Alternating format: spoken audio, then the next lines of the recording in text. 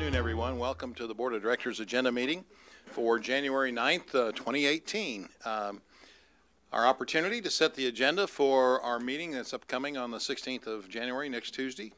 And we've got an agenda before you with a couple of modifications. Mr. Moore, do you want to explain the two additions? And Tom, I think you talked about the possibility of a third one. Is there a third one or not? There is a third. Okay, I'll talk to you. We'll talk to you after we get done with these two.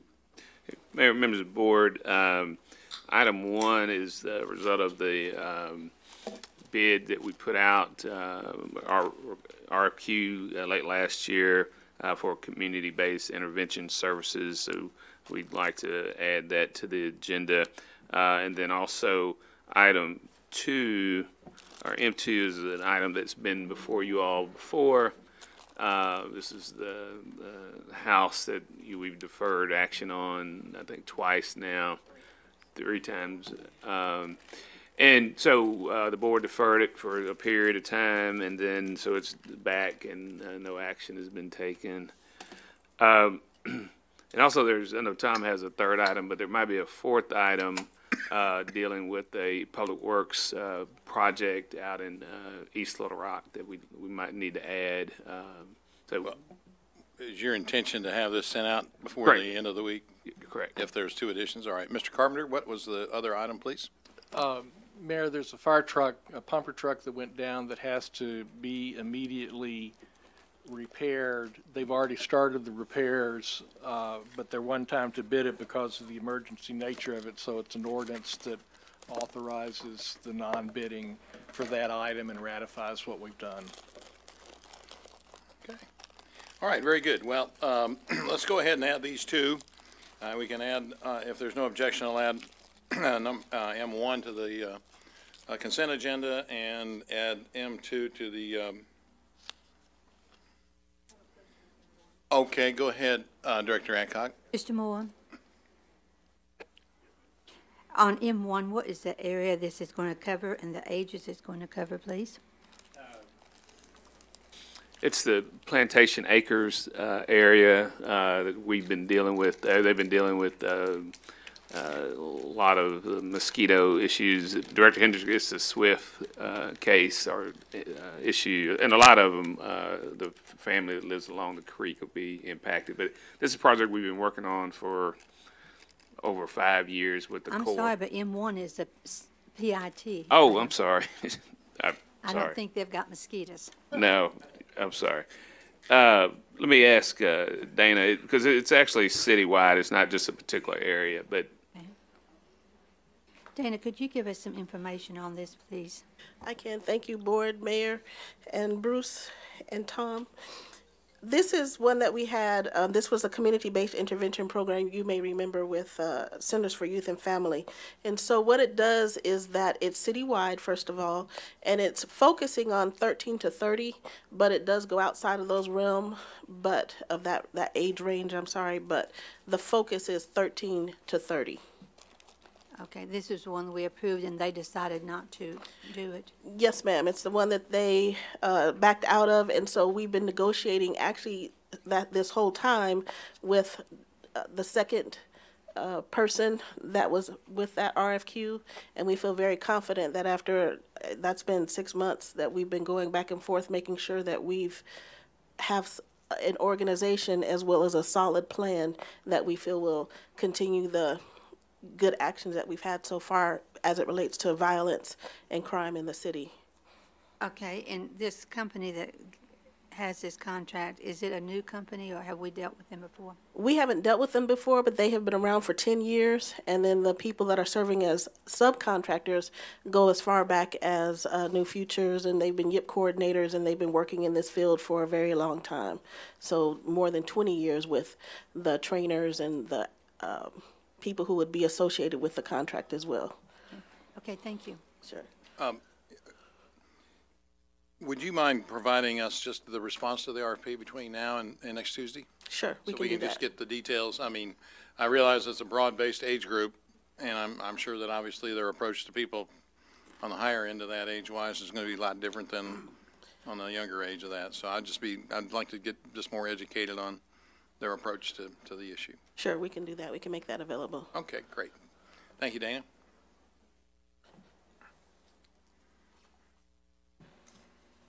Okay, we ought to probably leave M2 separate. It's on the condemnation, and I imagine that the owner of the property is probably going to be coming, so we'll put that on separately. Mayor, could staff give us what they have done since last time we looked at this? You would like an update? Sure. Mr. Moore, if we could call on staff for an update on what's happened since the last time they were before us. Mr. Turner?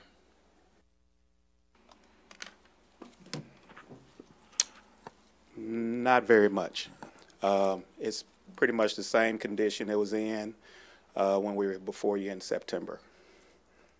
Okay. And I believe Do you have any more details on it? I understand that she had a contract for it, and she did. We did receive a letter from, she's hired legal counsel, and we did get a letter saying that her contractor basically didn't fulfill his obligation, but no other progress. And we did, can you keep going, Scott?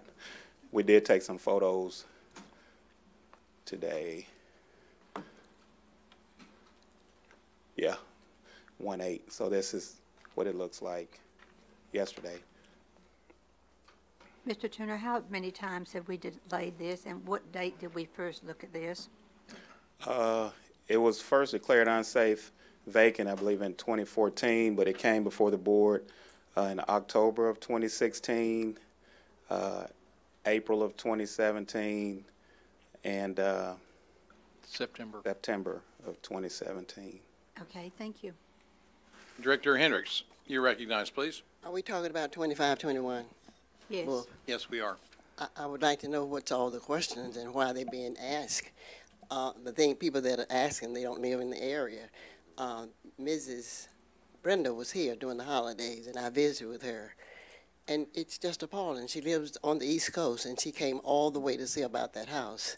So it seems like the city is asking for a lawsuit or something, that if this board approved for that house to stay another day. And I'm not going to sit here and be quiet about it. It should be torn down. So, Director Hendricks, what are you suggesting to the rest of the board? You're suggesting, the staff's recommendation is to go ahead and condemn this property and get it torn down. Oh, okay. Go ahead. I'm suggesting that we take the advice of staff, and if they don't know what they're doing, they need to be fired. And All if right. the staff doesn't know what they're supposed to be, they need to be taken off this board. And I think at the last meeting, there were several board members that expressed their willingness to give an extension, but that it would not be considered again in the future. So obviously, we'll see what happens when it comes before the board, but your point is well taken. Thank you. Thank you, Victor. Okay, we can move now on to the consent agenda, items 1 through 9. And if you'll turn the page, let me ask if there's any questions on items 2 through 9, please.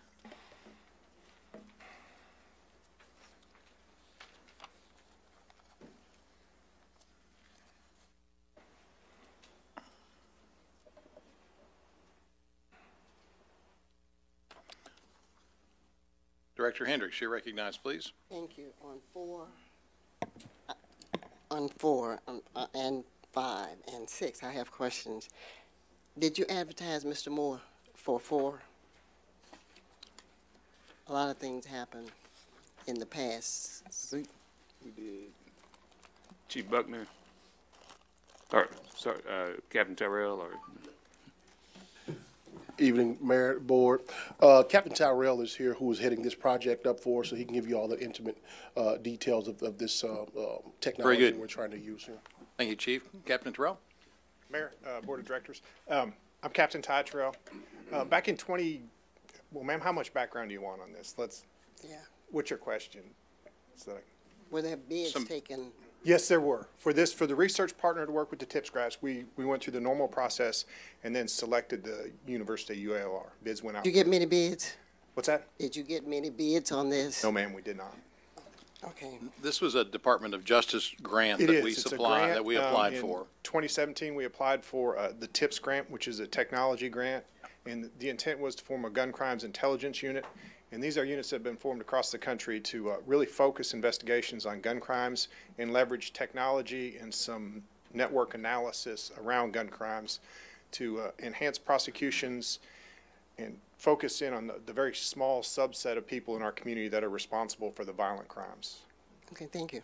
And to use technology, enhanced technology to, Yes, and deal it's with that. primarily through NIBINs, which doesn't mean a lot to a lot of people, but it's the matching of shell casings. So you can connect a shooting over here to a shooting over here. So when you solve one, you can close the loop on multiple shootings instead of just one shooting.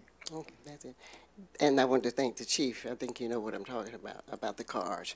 Number 5. but No, I I'm think finished there's some other questions. Oh. Yeah, this was part of what I had put in our Little Rock for Life program as well, and it was one of the grants that we were hoping to get. And I think from a standpoint of the public awareness of this, that we did get the grant, and so I'm very pleased that we did. And certainly, this is one of our multiple efforts to go in terms of trying to reduce the violent crime issues in our city. So, I hope thank so. you.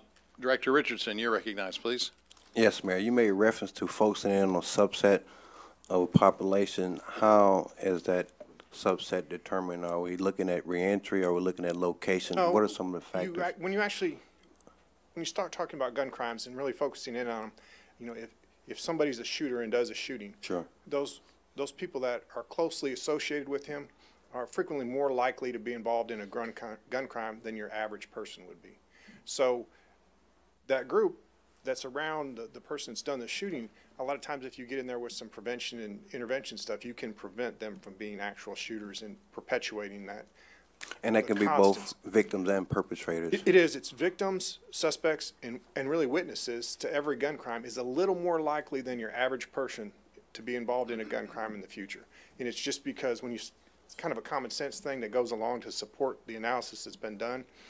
If you associate with people who shoot guns a lot, you're more likely to pick up a gun and shoot, or more likely to be a victim than if you don't associate with that person that shoots guns a lot. Denver is a very big one that came up with the gun crimes, and they're kind of a leader in the country for it. They developed a gun crimes unit. They've had a great deal of success with it, and it's primarily focused with them about providing leads to investigators much, much quicker than we're capable to now. Well, when you made reference to subset, I was just curious about how was that determined, because I think that we have the technology certainly to look at.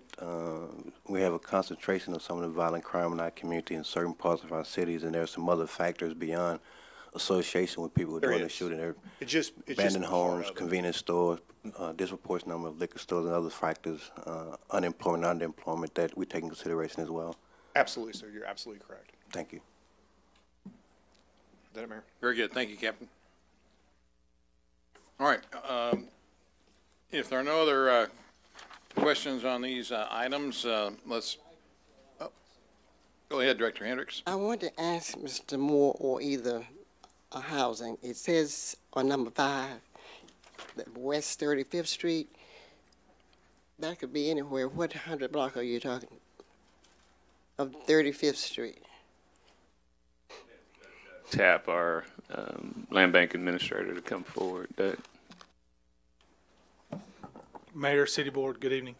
Yes, ma'am, I got a map, a couple maps. That's right north of where 36th Street branches off of Colonel Glenn.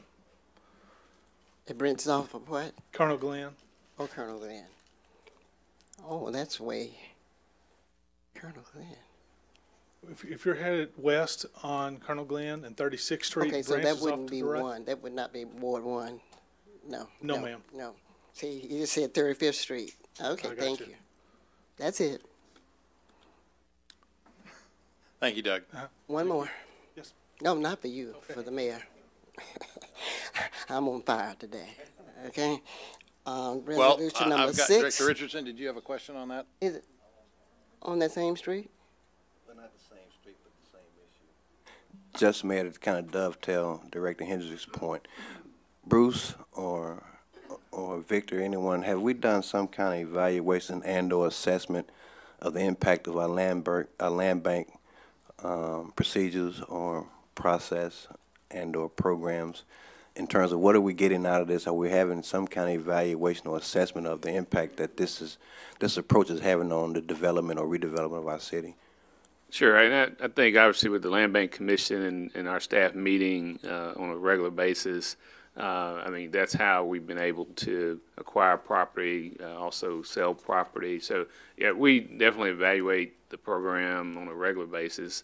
One of the things that, and I think this is a prime example of why this is a positive, is because it's really targeted and it's not one block here or one block over here. I mean, it really could have some synergy around housing redevelopment. So much like the concentration of violent activity or criminal activity seems to be in certain areas that have certain factors, a lot of this is happening around a disproportionate number of vacant lots in certain parts of our community, and there's certainly research that shows that when you have an certain percentage increase in any kind of foreclosures or abandonments of homes, you can expect a certain increase of criminal activity in that community. And it seems to me like we have, once again, disproportionate number of these vacant lots in our community that are part of the land bank, and it seems to be directly connected, or in some cases, those areas of location where we have a lot of criminal activity. So to me, I just want to know if there's any specific things or in particular things that we can point to say, yeah, this is the icing on the cake in terms of what we're doing with our land bank work. I definitely think it is one of the goals to acquire property in a targeted area that can be concentrated from a housing redevelopment standpoint. And we're out partnering with CDCs or community-based partners or developers or?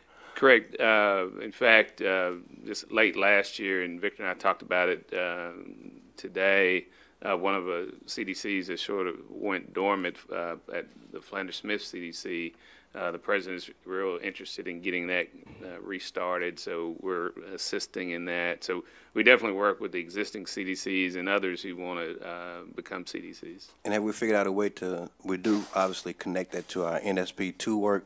Have we been able to do that in some shape, form, or fashion, Victor and Bruce? The funding that we get from NSP2, have we been able to connect that as well? Sure. Victor, you want to come up? Because it seemed like a perfect marriage to me.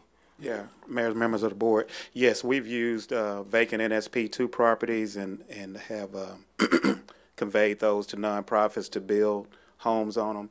And in fact, we have 3 nonprofits now properties that were in the land bank are developing 10 structures on currently BCD, University District Development Corporation, and in affordable housing. So, yeah, we have properties that are in the land bank that we are working with nonprofits to develop.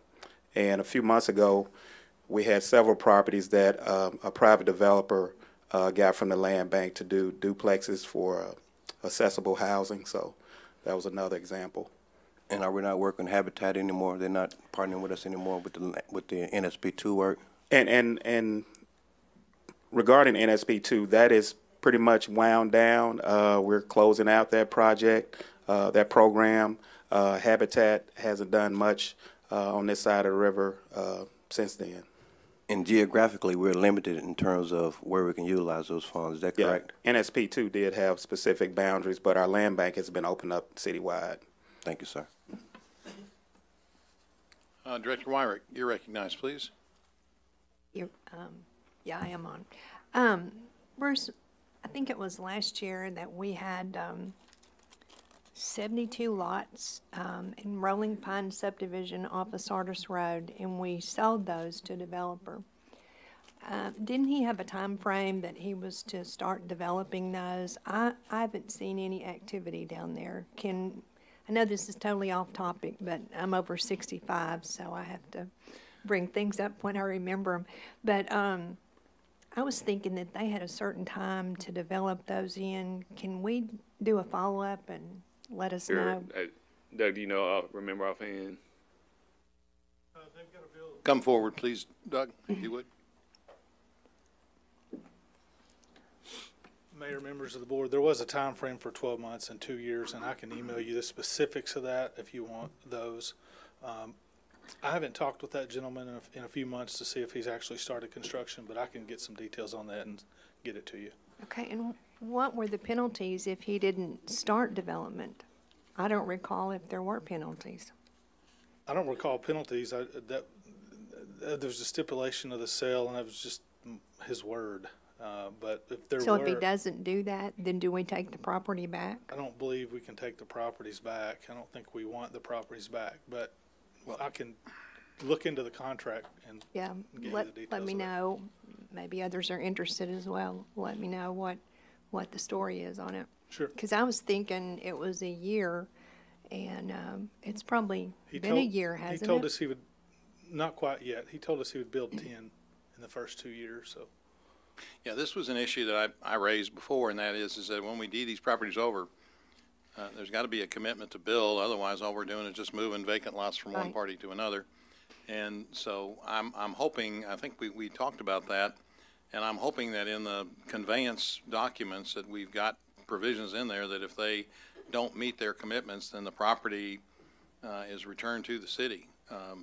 You know, that's we've got to have some enforcement authority on these things to make sure people do what they say they're going to do. So I appreciate the update, and then if you would give us an update on how we're handling this in the future when we get people to make a commitment on how we're going to be able to either make them honor it or the property get returned. Because it was 72 to 80 lots. Was it 80 Yes, ma'am. lots? Okay. And we typically do that when we donate properties, but this was a sale of undeveloped wooded acreage. And so that's hard to get someone to make an offer and buy that when you put that kind of restriction on them. Okay. Well, so you're saying that there wasn't anything in the contract that, I don't believe there's anything that stated we could take the properties back if he didn't build in 12 months. He just told us he would. and no penalties? Well, if you'll look at the contract and let us know what it says. Thank you. Sure.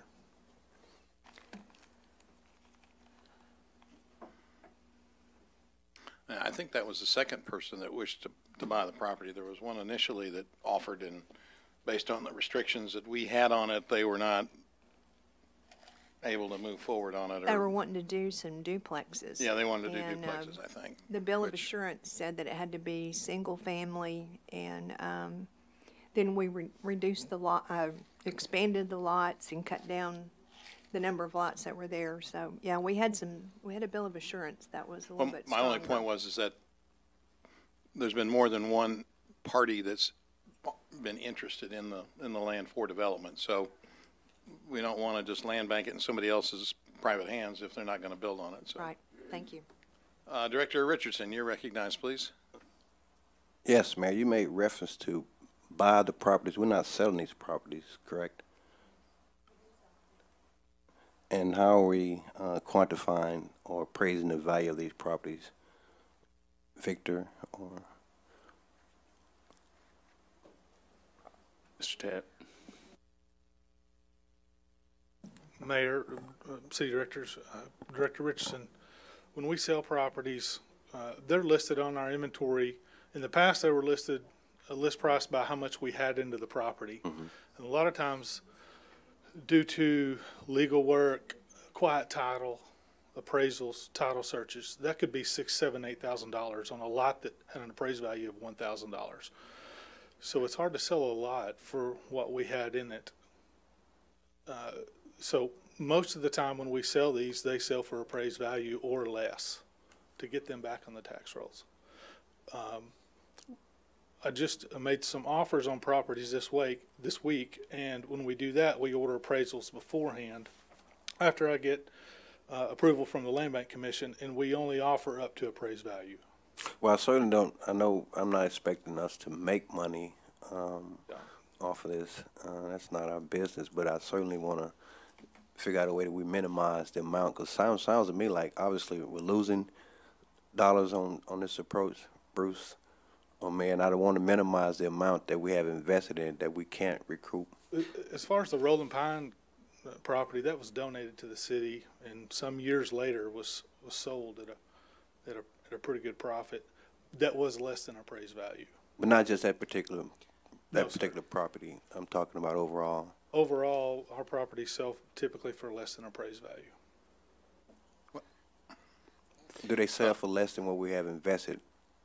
Sometimes they do, sometimes And they don't. let me- They're all on a case-by-case basis. And let me just say, I think, the ultimate goal, and I think it's definitely the ultimate goal of the board, is to get housing stock replenished. And so, since the inception of the land bank, I've really said it's not, in a lot of cases, even on property that not in the land bank that we have liens on. Let's say we have $2,500 worth of liens.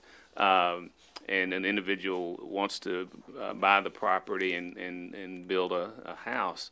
So it's in our best interest, or the city's best interest, to get that house back on that property. So in most instances, they will write us a letter and say, I plan on, if you release this lien, I plan on building a house within X amount of time, then we normally consider that. So it's not our goal, as Doug and you all have said, to make money. Now, any money that we do make goes right back into the land bank, but it's more important to get these houses back on the tax roll. So how do we factor in, we have several ongoing revitalization efforts in our community where we have a number of public sector dollars invested with infrastructure work, whether it's curbs and gutters or streets.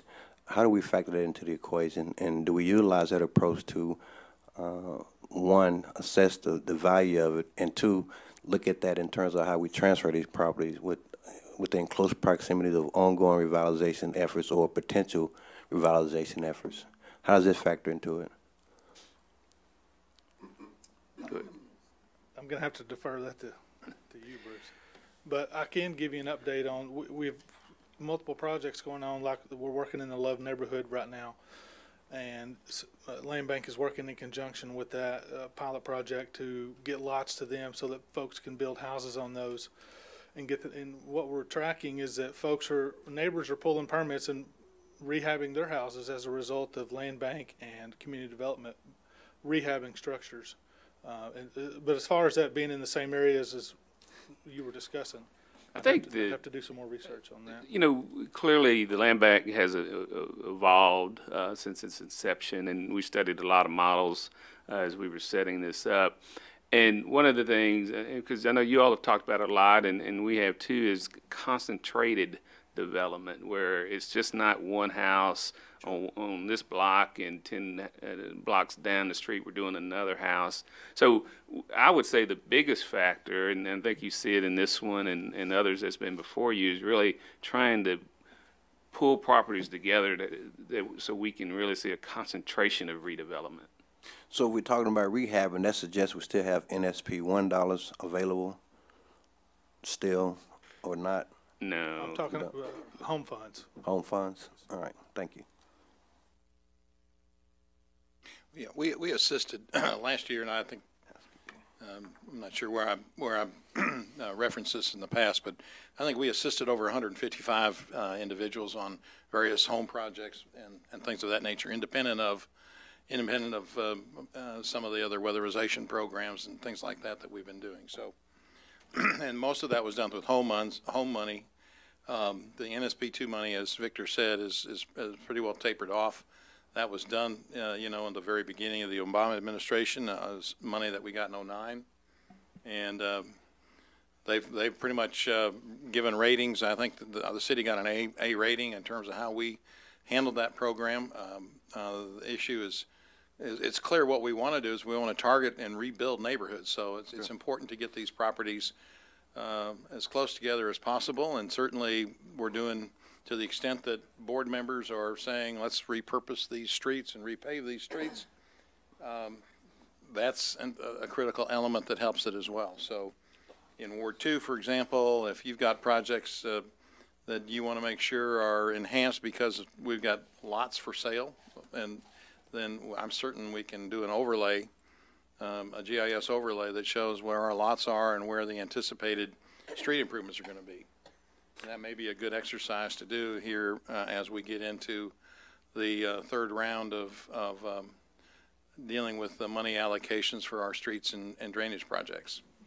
Thank you, Mayor. And were there limitations with NSP $1? Were they limited to just rehabbing, or there weren't any restrictions on those, Victor? Because a lot of this is really, really important as we look at redeveloping, revitalizing some of these underserved areas of our community that happen to be, coincidentally, places where we have a high concentration of our criminal activity. Yeah, Mayor, members of the board, as a point of clarification, the city did not get any NSP 1. That went all to the state of Arkansas. Gotcha. We did get NSP 2, and that was to acquire abandoned, foreclosed properties. So we could use it to demo a property. That could be a completion. We could build a structure on the property, or we could also put the property in a land bank. So those were the activities we could do with NSP 2. And the total amount we received was 8.6 million, is that right? That's correct. All right, thank you. And we did over 100 units, I know. Correct. Over 100 units, and we generated over $2 million in program income. Very good. It was a very good program to help stimulate the revitalization in some of our neighborhoods, particularly, and all of it really directed south of Interstate 632. Director Hendricks, you're recognized. This question is for Mr. Moore. Thank you. On 6 and 7, are those employees, Mr. Moore, that's been hired to do these jobs? No, ma'am. These are bids that we place on an annual basis or on a regular basis to, for instance, if our staff can't handle one of the fire department overhead doors, so instead of having to go out to bid for that every time, we have what we call APOs, annual purchase orders, which allows us to go out, bid these services. Well, you know where I'm going. Either one of these contractors a minority. I don't know. We can find out for me. Because that's something I'm going to be concerned about, have always been since I've been on this board. But and it's interesting because I've looked into this before. Let's take the plumbing contract number 6. We really don't get a lot of bids because, again, we only need them on a sort of emergency basis because we have staff that can handle basic plumbing issues. So it's not. I don't know how many bids we got. Susan can look on 6, but I know, for instance, 3. on number 7. He has 3. Okay. We've got 3 bids on 6 and 1 on 7. Okay. Call me, Bruce. I'll help you. Well, we put it out. It's a bid. It's a public bid. You know how that is. But see, I think my putting it out would be better than a lot of people don't even look at your websites. Okay. Thank you. Well, let me also remind the board that something we started, I don't know now, 5, 6 years, maybe about 3 or 4 years ago, is that every time we put out a bid, let's say this is a plumbing bid, every business that has a plumbing license and that has a permit with the city, they get an email to them saying this is out for bid. So whether it's plumbing or overhead doors, so you're right, everybody doesn't go on our website, but everybody that is in this category that we're asking for bids, we don't send a bid to them. We just say the city is interested in hiring an on-call plumber. And so everybody, if you got a business license and you're a plumber, you got that notice. Okay. Do you remember Vern Miller? He was with us for 30 years. As a plumber with the city, I'm going to see if he's on your list. Okay? Well, again, if he has a permit. Yeah, he's got a permit. Okay. Thank you, Bruce. Okay, we can now move on to the grouped items, items 10 through 19. And are there any questions about any of these ordinances? Director Adcock. I have questions please. about 12 and 14, and I think we're going to have, on 12, we'll have some neighborhood opposition. I'd like to keep it separate. All right, we'll keep that separate. And I have some questions on 12. Okay, let me ask Mr. Collins to come forward. Yeah.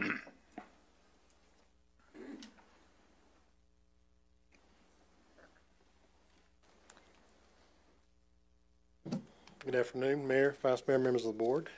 Mr. Collins, one thing that Southwest Little Rock has enough of, just like some other areas of Little Rock, is apartments, and particularly small apartments. This is putting an apartment complex right in the middle of a neighborhood. You've got housing across the street, you've got housing behind it and everything. So why would we want to place a apartment complex in this location where you've got neighborhoods? I also have some problems. The people who are building this also do drug and alcohol treatment. So one of my questions from the neighborhood, is this going to be a... Director Adcock, you can't talk about that. That Okay. type of comment is discrimination under the Fair Housing Act. Okay. What size are these apartments? Well, they range, the entire, it's going to be a two-story building, and two of them. Scott, if you bring up the site plan for it.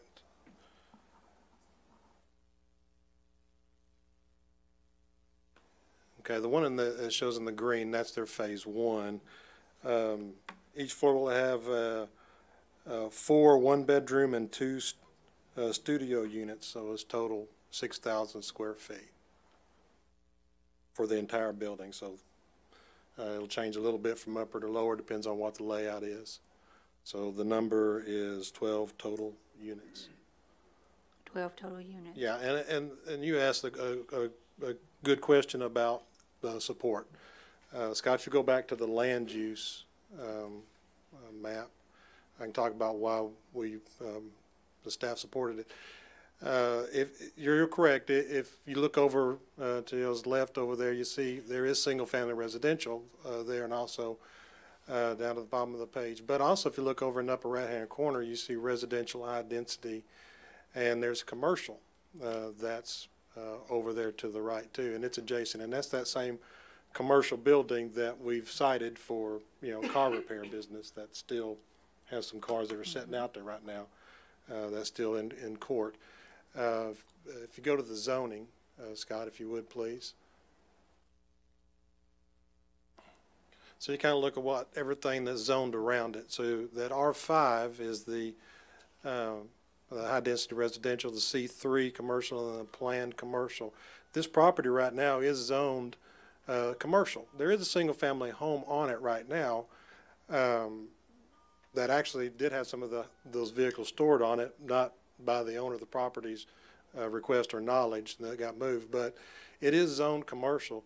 They're looking to rezone this to R2, single family residential, and planned development. The single family is just to the, I guess to the north of it. I guess that north there is a little off, but and the reason is if you look at that land use in that residential, you're allowed 12 units per acre. That's the max of that.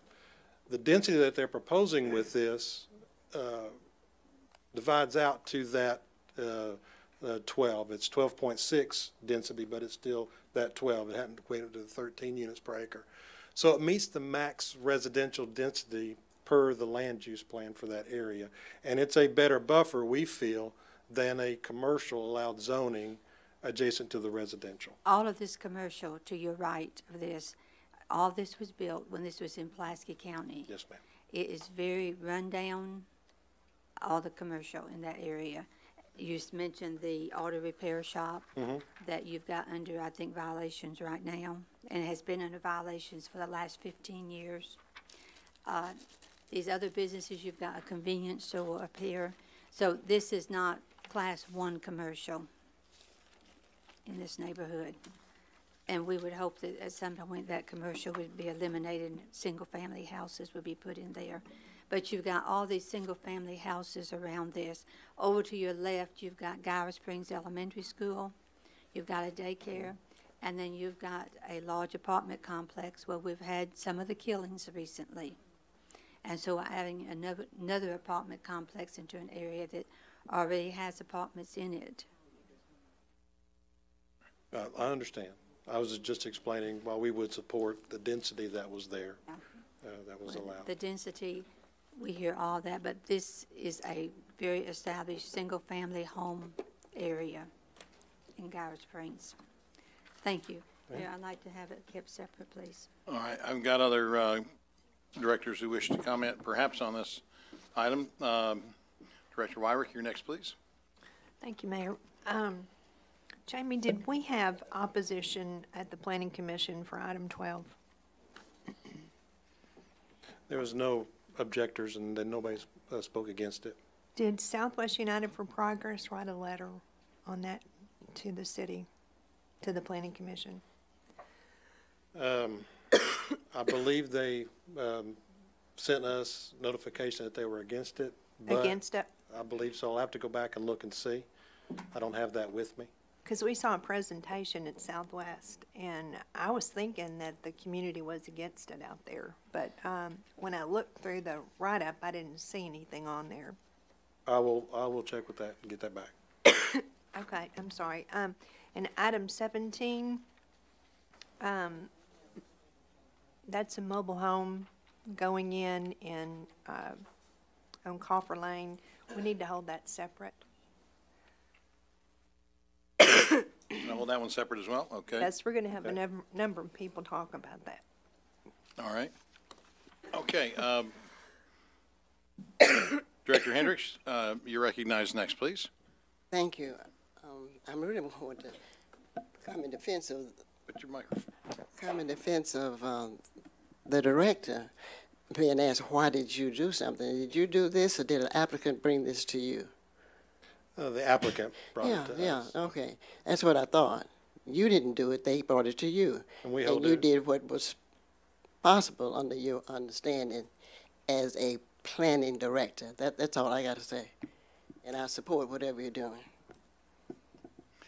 Director Richardson, you're recognized, please. Yes, thank you, Mayor. The desire to hold this separate was based on some expected opposition, and I think unfortunately sometimes both support and opposition can be based on some misinformation, much like the information that Tom halted a minute ago. So I think that was the desire to hold it separate because we expected some opposition, but other than a letter that Director Wyrick made reference to, it wasn't any physical opposition at the meeting, and it went past 7-1, and staff is recommending approval.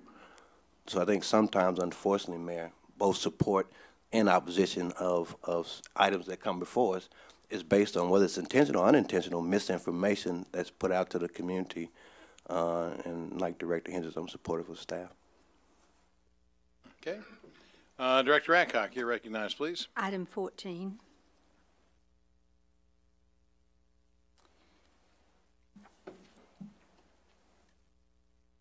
Jamie, has this been before us before? We've had fireworks out in that area before, and the board voted no on that. Director Adcock, this has been before you before. The board directed that we put some language in there before you vote. I drafted some language. Mr. Collins drafted some language.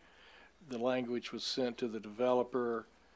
The developer, I think they agreed to the language I had done and had questions about the language Mr. Collins had done, and I was trying to figure out what the problem was.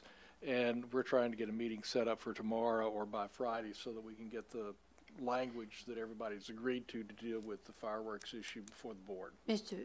Carpenter, what is the City of Little Rock's policy on fireworks being in the city limits of Little Rock? The policy for the city is that fireworks are not allowed within the city, and one of the issues that we wanted to make clear was covered is that should this land ever be annexed into the city, that they would no longer be able to deal with fireworks. However, Pulaski County allows the sale of fireworks within the county. And then tell me why we don't want them in the city. Well, because, I don't know. I mean, the board voted for an ordinance that says you don't want fireworks within the city. What I'm getting at, if I don't want them in the city, why should I then put them in Pulaski County? It looks to me like I'm saying that something is good for us, but let the county just go. Director Adcock, I'm not saying that you should. What we were putting into the ordinance is that there would be no way, once this property became a part of the city of Little Rock, that fireworks be allowed to be sold just because at the time they were part of Pulaski County, fireworks could have been sold. Have we asked the people around this what they want? Jamie, have we made any effort to talk to the people around this? Or are we just going to surprise them, hey, you got fireworks? No, I mean, in any application, whether it's in the city limits or the extraterritorial, notifications are sent out, per our requirements. Is there a neighborhood association in this area, or have we talked to any of the residents? We haven't personally went out and talked to them door to door, but that's what that notification is for, so that they can call and ask questions or come to the meetings. And we didn't receive any of those. Have you had any calls or any questions? No, we have not received any, noted, no. And we did, and the county is notified of any zoning action that we're looking to undertake in the extraterritorial. Well, Okay, thank you. as just a follow-up to that, Jamie, I mean, it kind of begs the question, if they're in the county and they can do fireworks, why are they even coming before the planning commission to try and amend their existing zoning? And that's where I have a real problem with it, because we're legitimizing it by virtue of amending an already determined PCD. So give us the background on that again. Well, the extraterritorial, and Tom can speak a little more about if there's any legality to it, but essentially the city, because pursuant to state law, has adopted by ordinance to exercise the zoning authority in extraterritorial. So the property zoned, we zoned it in the past. That's right, and the use of the property falls underneath the zoning. So if they're doing something that is not allowed per the zoning, then we can cite them to stop in our extraterritorial. And since the courts now are underneath a district court and not a city court, then we can prosecute them in the district court. In Little Rock. In Little Rock. But they're the ones coming forward with this because they're selling fireworks, and the city's saying, if you want to sell fireworks, you've got to amend your zoning to conform with the ability to do that. And at the same time, we're going to say, well, if you come into the city, then you're going to have to stop. I mean, this doesn't make any sense to me whatsoever. It really doesn't. Anyway, thank you.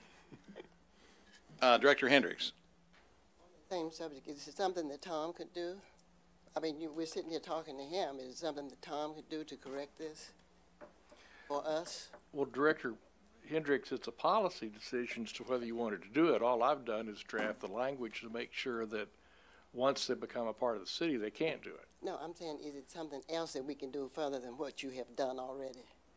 Yes, you can refuse to approve the zoning request. I mean, nothing about the language is to be taken as a suggestion you vote for or against this item.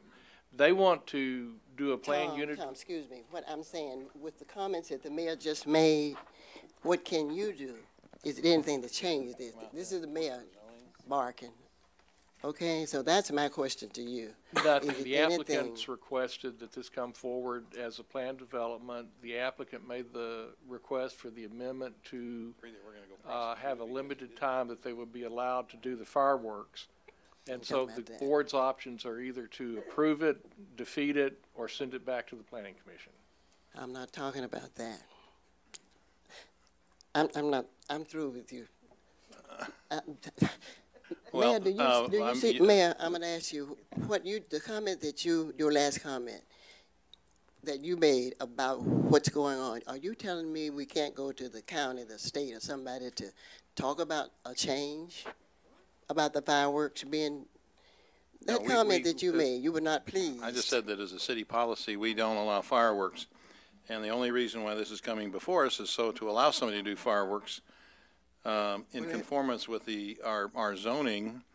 And so we're changing the zoning to allow that to do. And then at the same time, we're going to put in language, as Tom said, that says that if they ever get annexed, then we're not going to allow it. We just don't enforce that application of the zoning code and if they're in the county, they can sell fireworks. If they're not in the county, then they stop talking about it. Then they're prohibited. I don't see the reason for this at all. Mayor, I think the reason is that by definition, a planned development does not completely meet the zoning requirements or planning requirements for a site. I understand. And so I understand they wish to have an ordinance in place that allows them to do some things that are not in total compliance.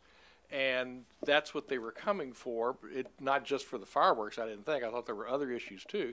But that's why they wanted to plan development, so if the land got annexed into the city, they wouldn't be caught by any of our non-conforming use provisions either, that they would be able to sell the property as such because it would have the appropriate zoning in place. Whether to let them do that or not is the question for the board. I mean, we're tied to the information we're given, which says that they want to do it to provide for fireworks sales, so. I have a question on 13. Director Hines had his light on.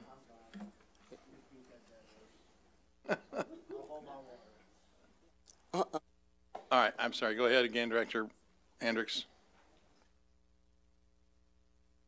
Let me agree.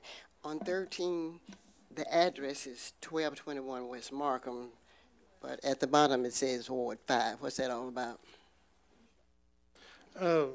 Director Hendricks, that is on West Markham, just a little bit east of where Markham hits Chenal Parkway. 1221 West Markham? Well, you're missing a one. There's another one. It's 12,211 Oh, okay. West So Markham. the address is wrong. It is out west. Okay, thank you. I don't need to know nothing else. Thank you. Change it, Bruce. Caught the typo. Okay, thank you, Jamie. Don't go away. All right, anything else on the planning and development items? Which one? 17, okay.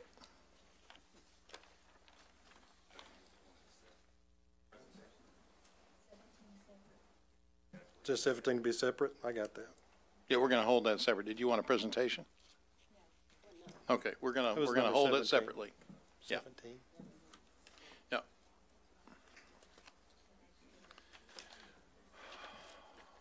Okay, on the separate items, item 20, any questions?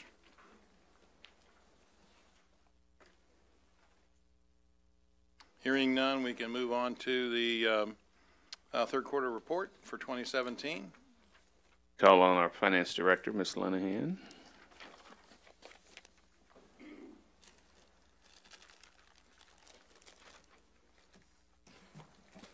Good evening, Mayor, members of the board. If we go to the first page, you'll see that through the end of September, we had collected 78.82% of our revenues. 3/4 of the annual budget would be 75%. That compares to 78.49% the previous year, so very close, tracking to the previous year in terms of percentage. On the next page, you'll see the dollar amounts. Through the end of September, we had collected $152.9 million, compared to approximately $145 million the same period a year ago, and just 3/4 of the annual budget would have been just under $149 million. So we were approximately $7.4 million above 3/4 of the amended budget, most of that due to timing differences, which we'll see in just a moment. So if we turn on the next slide. This outlines by financial statement line category where our variances are. Again, the revenues are approximately $7.4 million above 3/4 of the amended budget, and $4 million above the same period a year ago. The primary drivers really are the timing of revenues. We've talked about how 40 to 50% of our property tax revenues are received in the October time frame. Because those revenues are assessed in one year for the collection in the next, and we're able to recognize revenues that are going to be collected within 60 days. We have done the accrual to reflect that November property tax receipt that we'll get, which is included in this number, which is why it's so much above budget, but it's quite comparable to the same period a year ago. Our sales tax, I'll go into very great detail in just a moment.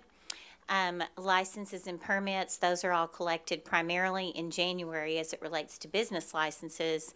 The regular planning and building permits are collected more ratably throughout the year. So we always see this line item above budget in the first 3/4 of the year just due to the business license component.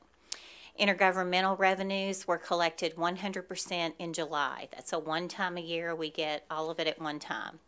Our amended budget is exactly in line with this number, so there will be 0 variance at the end of the year. The other variances are less significant. Utility franchise fees is also due primarily to timing, and I'll go into detail on both the energy and the CenterPoint in just a moment. As you go to the next slide, this is a slide Director Campuris had requested once we do a budget amendment. He also asked that we show the variance in comparison with the original budget. We actually increased our revenue budget when we did the amendment due to the favorable sales tax receipts we had seen year to date, and there were some other slight adjustments. So we increased the budget by $2 million. Those are identified there in that text. I won't read it to you, but that's why the variance is actually greater in comparison to their original budget than it is to the amended budget.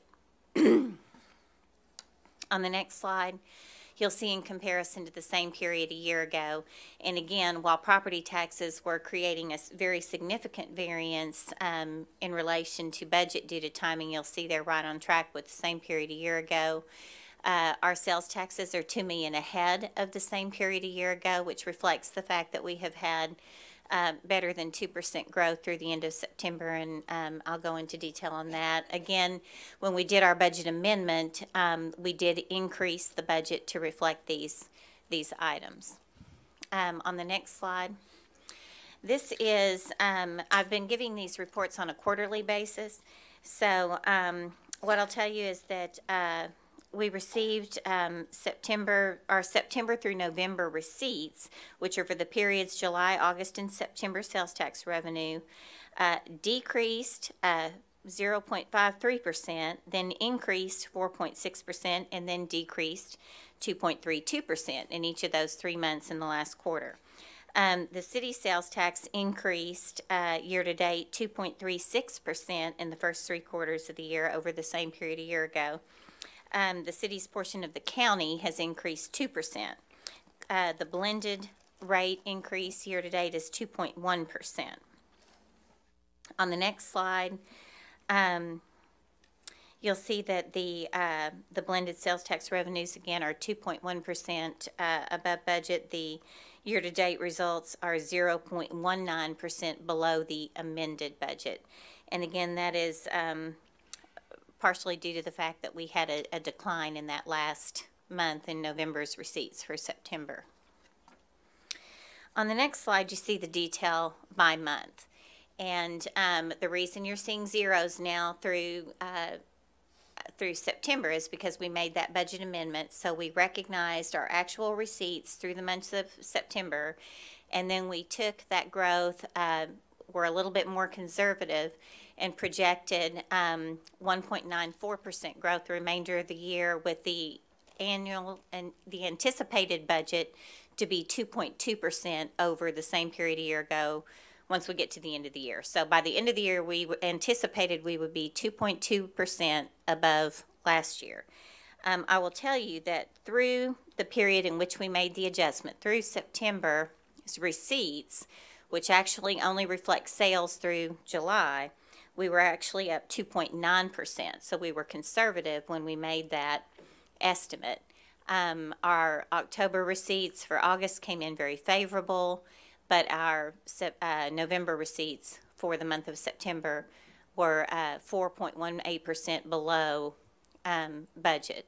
So overall, that put us $146,000 below our amended budget, which is 0.2%.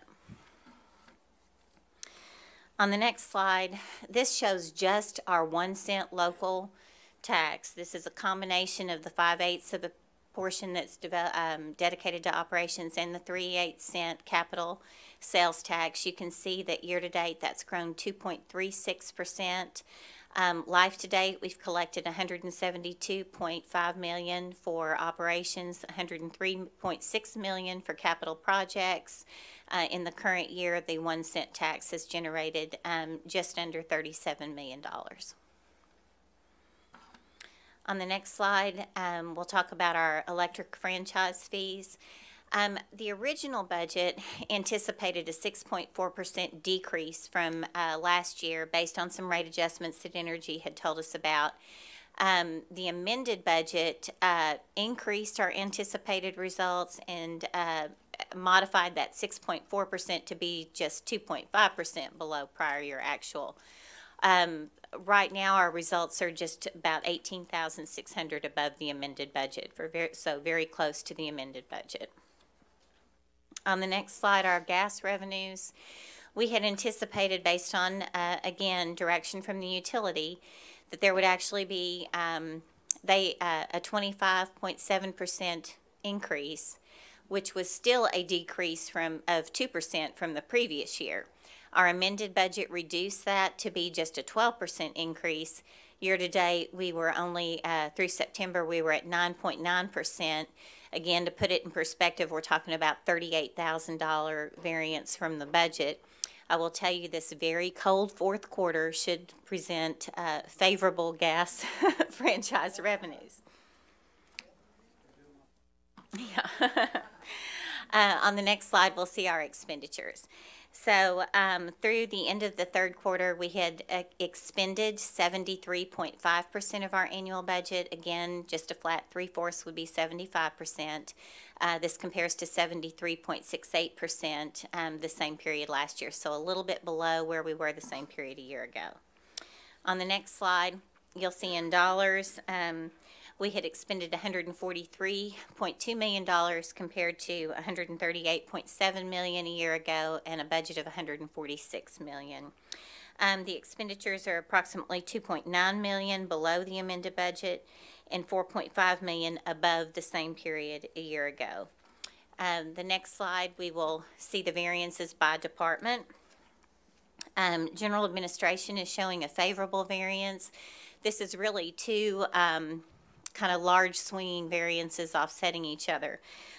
We're ahead of, or we have, we're over budget on debt service payments just due to the timing of the payments on our short-term notes. Again, they're right in line with the annual budget, but just the timing of them puts them way over budget.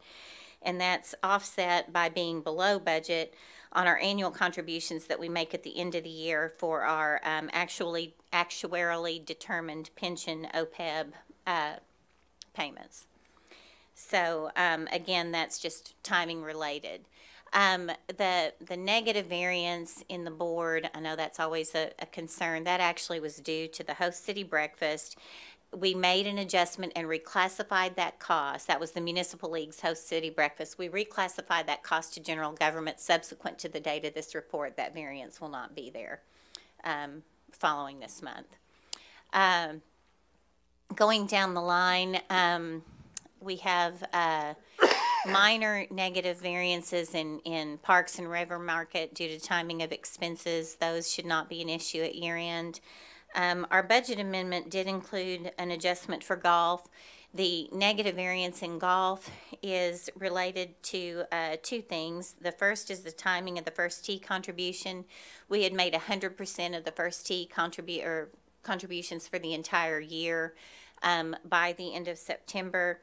So that's creating about $62,000 of that negative variance. And then we also have some personnel cost was about $26,000, and then some operating expenses and merchandise in the gift shop is creating about $51,000 of that negative variance.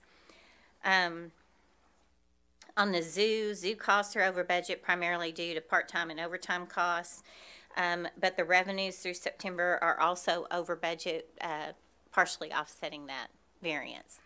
The very high positive variances in police and fire are primarily due to the timing of those end of the year pension contributions on the closed pension plans. For police, I'll tell you that in December we wired about $2.9 million to lot fee for the excess annual contributions over what they're billing us associated with paying down that unfunded liability. So when you consider the timing of the pension expenses, fire was actually over the amended budget by approximately $361,000 associated with some overtime, but they expect to be in line with budget at the end of the year. Police was over budget by approximately $244,000 in overtime cost. And again, this is in comparison to our amended budget. We are running a payroll. The paychecks actually this Friday include 9 days of the previous year. So that will be our final accrual for 2017, and then we'll be able to assess where we actually ended up in our personnel cost. The IT favorable variance is primarily some capital expenditures that they have been saving up for some major system improvements, the phone system and some things that will be expended in the current year. And so that money will be reserved for those projects that were approved previously.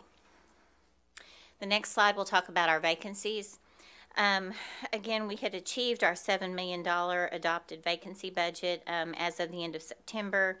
Any future vacancy savings that has occurred from that time has gone to offset the police overtime. That was part of our budget amendment that we brought forward. As of September, there were 130 budgeted positions that were unfilled in the general fund, and we had expended $946,000 of our $1 million vacation and sick payout budget. As of September, there were 51 vacant police officer and 2 higher level sergeant positions. But as of December 29th's payroll, there are 21 vacant officer positions and 5 sergeants. That was actually as low as 16 at one point, but we've had a few additional retirements, and it's a constantly moving target. But that is a substantial improvement over where we have been in the last 2 years. So our next slide just shows that trend. And I'll tell you, I was just looking at the December 29th vacancy report, and that general fund vacancy is now down below 100. And that concludes that's a very significant statistic that I hope we get some information out to the public on, is that the reporting that we've seen in the past about vacant police officer positions, certainly this is a reflection that in 2017 a lot of action has been taken to fill those vacant positions. There's only 21. We've got a class that just started in February as well. Isn't that right, Mr. Moore? We have a class that's going to start in February. Correct. And so we've made some great progress on the issue of filling police officer vacancies, and we will continue to be very aggressive about that, because we know that we lose somewhere between 36 and 45 positions a year to resignation or termination in one fashion or another, or retirement in one fashion or another. So I'm happy to see that number really going down. And I know all of you are as well. Director Hendricks, yes, you have a question? Yes, thank you. I want to ask Mr. Moore, of the 130 budgeted vacant positions, would this include sanitation workers? Or is that a different category? This is just general fund. They're in solid waste fund, so this doesn't include that. Check for me and let me know how many vacancies you have in the. I'm concerned about these underpaid, overworked black people, because that's who make up that department. Thank you.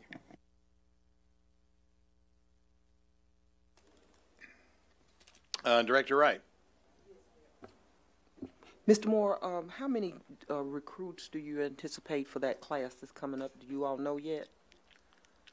The police department is still working on the books, but the chief has the authority to fill all of the vacant positions. All 21? Okay. Good, thank you. Director Richardson, you're recognized, please. Yes, just a follow-up on that, Bruce. Based on past classes, what percentage of recruits can we or are we expecting that come from the city of Little Rock? Do we have some kind of gauge, some kind of way to measure or look at past classes, 10%, 15%, 20%? Because I think a big concern for, I know Director Hensley and a number of folks, is officers who live in the city. So is there, and do we even have goals with respect to that? We definitely can track the number of Little Rock residents, I can provide that report. And, you know, one of the things that we've done as far as goals is to encourage people to live into the city or to move into the city if they don't. We have incentives around those areas. So I definitely think it's been a stated goal to have as many Little Rock residents as we can get without making it a requirement. And I'm aware, and I know we do have those housing incentives, and do we have some kind of assessment or evaluation on the benefit of that? What have we seen from that? Yeah, we've only been doing it a year or less, but I ultimately have to approve them, and I get them on a regular basis from throughout the organization. And is there a way we can determine whether or not that's why they became police officers, because that particular incentives? I mean, we know about the $5,000 one, but is there any way we can measure and say this is a benefit from that incentive, that we got X number of officers because of this? It's something, again, it's such a new type of program, but we'll see what we can measure. I appreciate it.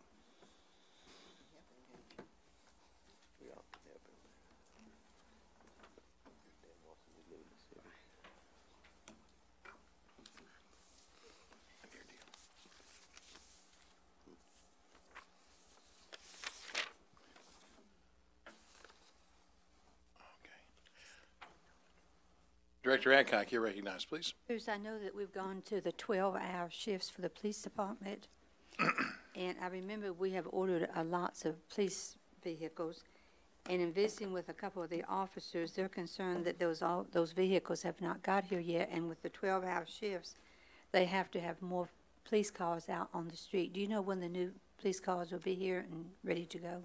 I'll get an update. Okay. And could we have an update on how the 12-hour shifts are working?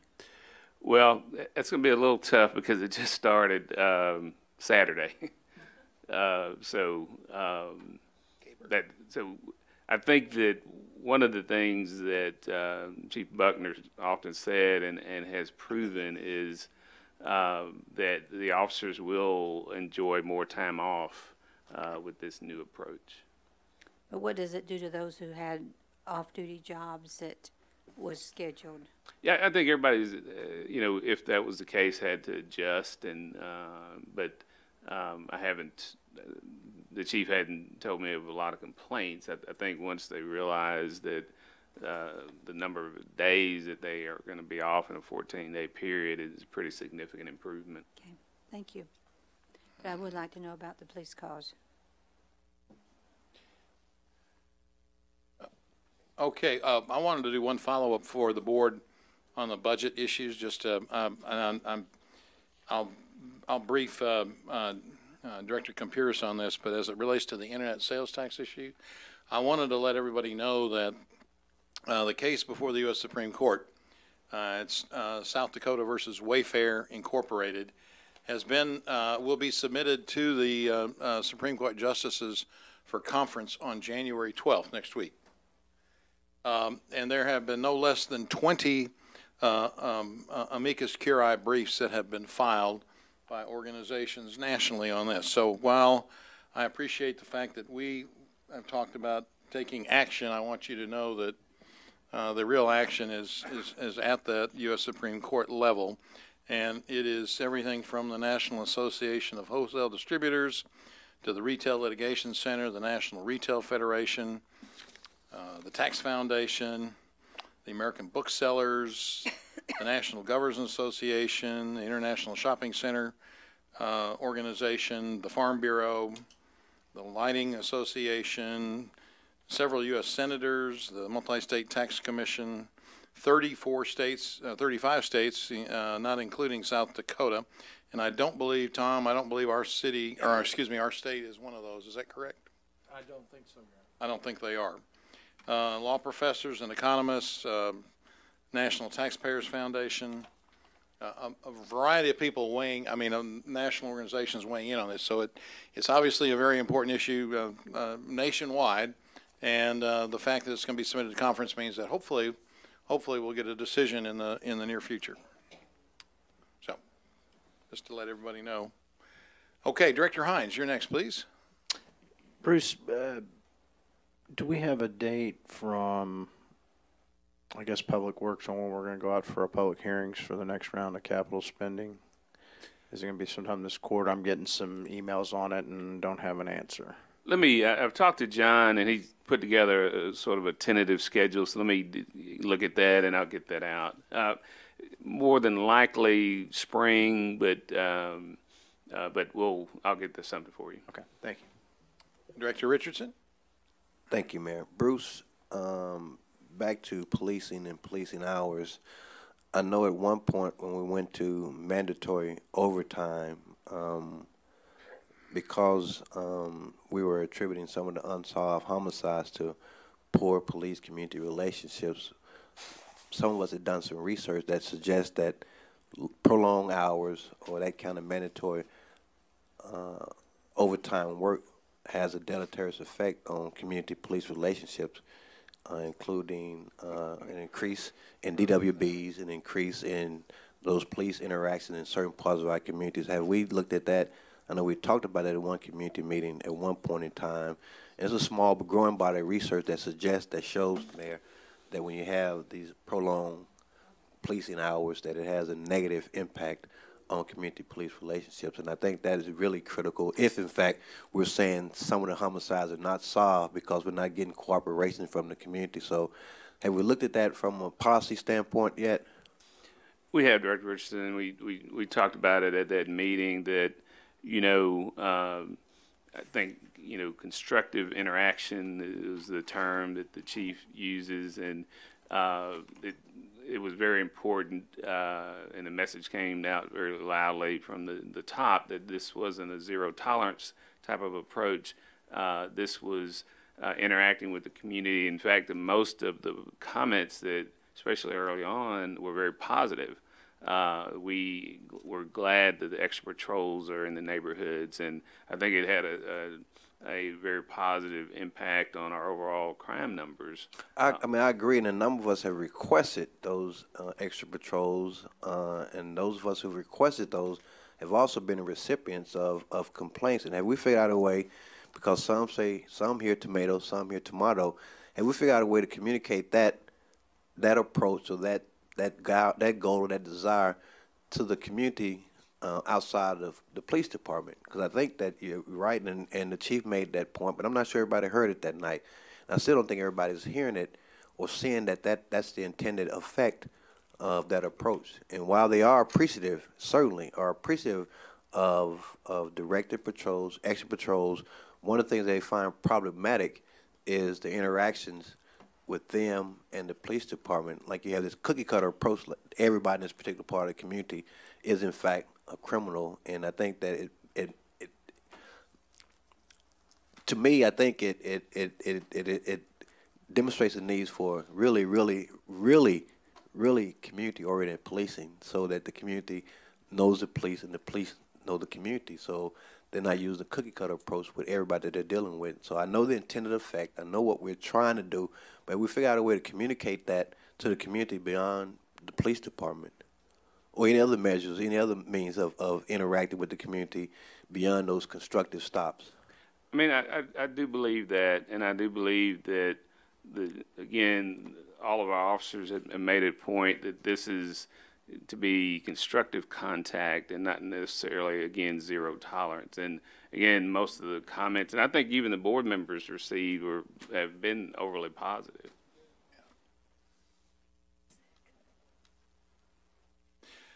Okay, Director Hendricks, you're next, please. I want to ask Mr. Moore, did the city print these, or were these sent to you? Bless you. The things about Martin Luther King. The reason why I ask, I know that the governor is speaking at First Baptist Church at 7th and Gain, so maybe they didn't intend to send that. Okay? Yeah, I think the fire department did. I know the city did, but I don't know what the other piece that you held up was. It's Martin Luther King, and it's saying that the parade and all of that and at the state capitol, but I know that he's speaking at the church on 7th and Gaines. Okay, thank you. Director Wyrick, you're recognized, please. Thank you, Mayor. Mr. Moore, I was talking with one of the COP officers last night, and he told me that the COP officers are still going to have the normal 8-hour day without the forced overtime. Is that your understanding as well? That's correct. And then from our budget, we approved 15 COP officers. Is that correct? Correct. Okay. And when do we expect to have 15 COP officers in place? You know, I think the chief has always said, and we've said that it's our goal once we get fully staffed to get the first area that we will focus on is our COP officers. So after the next recruit class, and then when we get some of these recruits on the streets by themselves, then say mid-year maybe? I would expect third quarter for sure. Third quarter. But again, and a lot of that depends on how many we can get through, and so. But again, we feel that we probably need more than 15. Yeah. So everybody needs to be one. Okay. What's that? I said every one of our police officers. No, needs to it's be a community philosophy. police officer. Yeah. I agree with that, but I know what you mean. I know we've set a goal for 15 to see how that works, and I'm anxious to get those in place. So, and then I didn't know that they wouldn't be on the extended hour schedule, but they'll be 8 hours. I think detectives are 8 hours as well. It's it's mainly impacts patrol. It's where we're having individuals in those cars patrolling the neighborhoods. Okay, thank you. Director Richardson.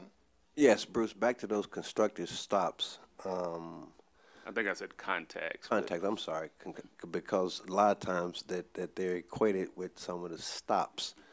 And there are certainly some cases where you've had 5 or 6 police cars at one traffic stop. And that's been one of the major complaints I've had. And I've personally witnessed it. And I think you and I talked about it a while back during the budget workshops. And are we equating those stops as contacts? Or, I mean, how are we defining constructive contacts? Because I think in certain places of the community, unfortunately, they don't have the same feeling as protect and serve. It's more patrol and control. And I think that's just an unfortunate reality in terms of how our police are interacting in certain parts of our communities. And those happen to be the places where we have the highest criminal activity. So help me understand constructive contact. Well, the chief talked about it at the budget workshop, and it's basically letting individuals know we're here to serve, we're here to protect, and it's constructive. Now, if for some reason they find something that causes them to take some type of action, then obviously they're going to do that. But I think the chief's office made it to each of the patrol divisions to talk about here's what's important as far as our philosophy as we implement this. And I've seen both positive responses from the public, and then also from the overall correlation of our crime numbers. And have we seen, conversely, complaints and or concerns about the increase in that kind of interaction? I hadn't gotten one complaint. Not one? Well, you mentioned the multiple cars, and I think the chief explained that part of it when you brought it up. But from the citizenry, I heard nothing but positive. And during a community meeting we had that night, did we hear any concerns? We did. But I think the chief, when he talked about the multiple cars, he talked about how that could happen. And Well, I wish we'd look at that research, since we're always talking about policy based on best practices and research. look at that research and kind of utilize that to help us improve how we're policing our community. Because I think that, as BJ mentioned, one of the things that did come out that night, Bruce, was the fact that we have some high-ranking officers now who started out as COP officers. And one of the things that we're not seeing that we saw in 94, 95, and 96 was that same kind of community-oriented policing, which would help improve our relationships with people in the community. And the community would know the police officers, and the police officers would know the community. I think that's one of the things we don't have now that we used to have that I think we're sorely missing. I think BJ brings us up periodically about the need for COP officers, COP policing. I mean, much like we have in the River Market, I think we have COP policing in the River Market area where we have them walking and riding the bikes and walking the beat.